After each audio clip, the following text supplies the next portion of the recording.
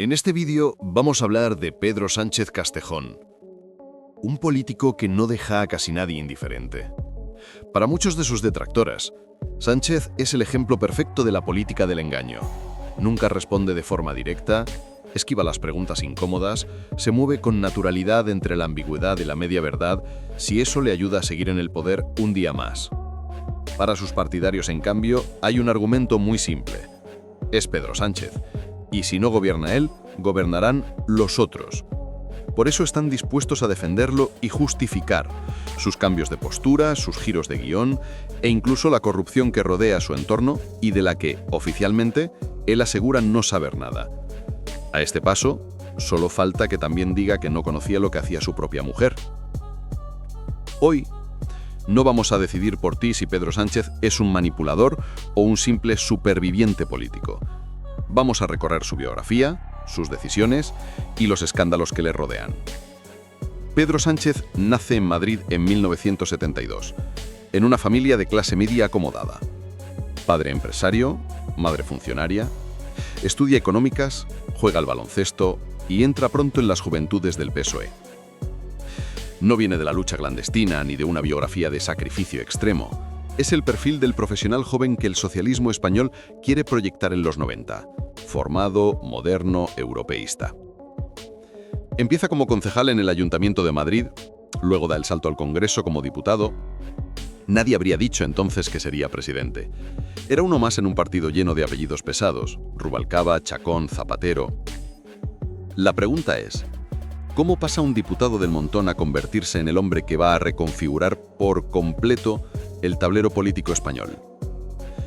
El giro llega en 2014, cuando el PSOE busca un nuevo líder tras sus derrotas electorales. Sánchez gana unas primarias casi contra pronóstico y se convierte en secretario general. En 2016, con el país bloqueado y Mariano Rajoy intentando ser investido, se planta con una frase que lo marcará para siempre. No es no. No a Rajoy, no al PP, no a facilitar su gobierno. Esa resistencia lo enfrenta a los varones del propio PSOE, que temen unas terceras elecciones y un desastre aún mayor. La crisis estalla en una reunión dramática de la Ejecutiva. Sánchez dimite. Se va entre lágrimas diciendo que se va a escuchar a la militancia. Para muchos, ese momento es el final de su carrera. Para otros, el inicio del mito del político que no se rinde. Sus críticos leerán otra cosa. Dirán que empezó a usar las bases del partido como escudo frente a cualquier control interno. Meses después, Sánchez recorre a agrupaciones socialistas en coche, va de casa del pueblo en casa del pueblo y se presenta de nuevo a las primarias del PSOE. Contra el aparato, contra los expresidentes, contra quienes le habían echado, gana otra vez. Esa segunda victoria refuerza su imagen de hombre que nunca acepta un no como respuesta. Para unos, admirable. Para otros, el comienzo de una relación complicada con la palabra límite. En 2018 llega el movimiento maestro. Aprovecha la sentencia del caso Gürtel contra el PP para presentar una moción de censura contra Rajoy. Con apoyo de Podemos, nacionalistas vascos y partidos independentistas catalanes, Sánchez llega a la Moncloa con 84 diputados. Ha pasado de dimitir a ser presidente del gobierno en menos de 2 años. Y aquí nace una crítica que le acompañará siempre. No por el mecanismo, que es constitucional, sino por los apoyos. Sus detractores dirán que desde ese día está dispuesto a pactar con quien haga falta si eso le mantiene en el poder.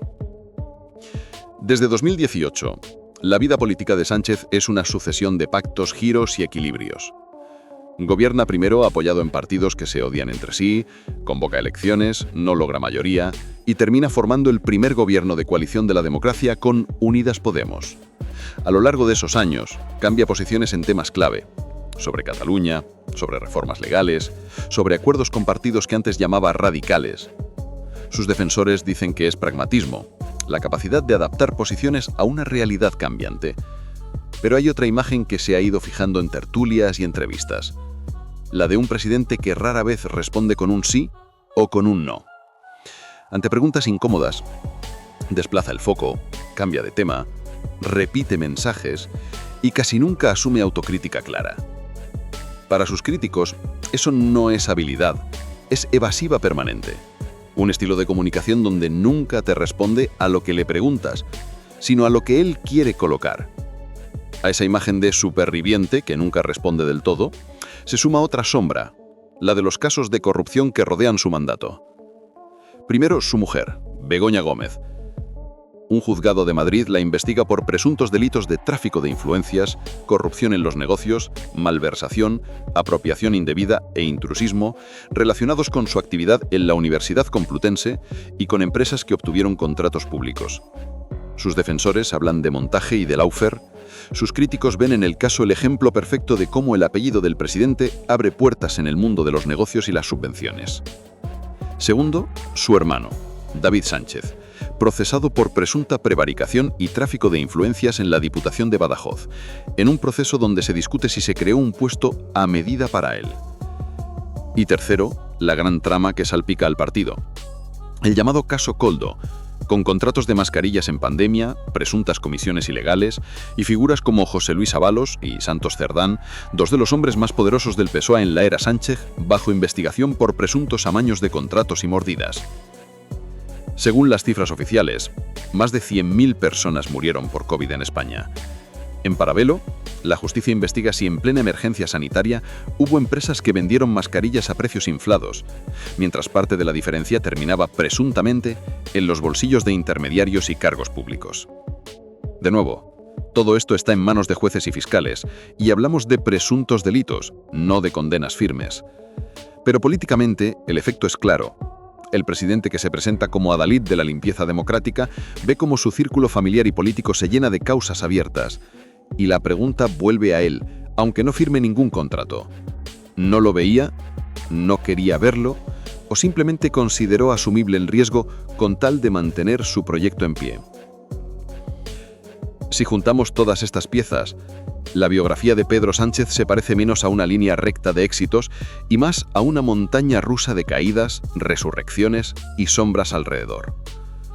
El chico del PSOE que nadie veía como presidenciable, el líder que dimite entre lágrimas por decir no es no, el militante que renace contra el aparato y acaba en Moncloa gracias a una moción de censura, el presidente que gobierna con apoyos muy diversos, que cambia de alianzas y de discurso según el momento, que rara vez responde con un sí o con un no, y que ve cómo su mujer, su hermano y sus hombres fuertes de partido se sientan ante los jueces por presunta corrupción. Para unos, es el superviviente perfecto, un político que sabe jugar sus cartas, aguantar la presión y mantenerse en el poder cuando cualquier otro ya habría caído. Para otros, es el ejemplo de un cinismo calculado. Alguien dispuesto a todo, a cualquier giro, a cualquier pacto, con tal de seguir en la presidencia un día más. Al final, la pregunta te toca a ti. Cuando dentro de unos años se hable de Pedro Sánchez, ¿lo veremos como el hombre que sostuvo España en una época de crisis y polarización? ¿O como el político que convirtió la supervivencia en el poder en su único proyecto real, mientras la corrupción se acercaba cada vez más a su puerta? Te leo en comentarios.